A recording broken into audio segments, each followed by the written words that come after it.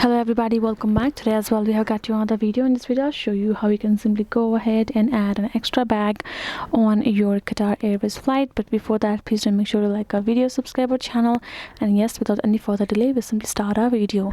For the matter, the very first thing would be simply for you to access Qatar Airways on your website, your web browser. Once you have done so, according to the official website, in the home section you're going to find this kind of interface. Other thing that you have to make sure is your flight is already booked, and if you would like to add an extra bag, you're simply going to find this option of experience on top.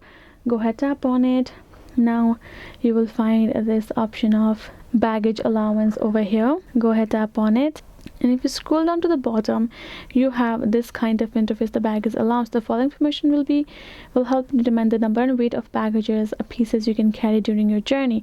And if you go to economy class, business class, first class, you will be able to see how many baggage claims actually you can do, right, by simply tapping on them and getting the information. And if you need to carry more, as it has shown over here, you can tap on this more about extra baggage, right? Go ahead, tap on it. So for that, you're going to scroll down. Again, if you would like to read out the article, you can go ahead, go down to the bottom and check out the rate according to the destination of yours.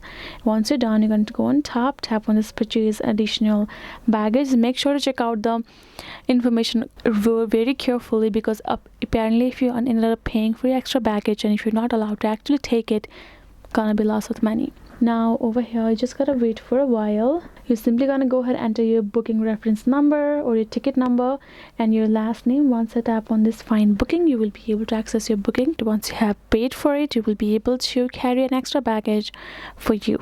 So that is simply the way for you to do so. Hope this video was helpful to you all. Thank you so much for watching, and yes, I'll see you guys in our next video.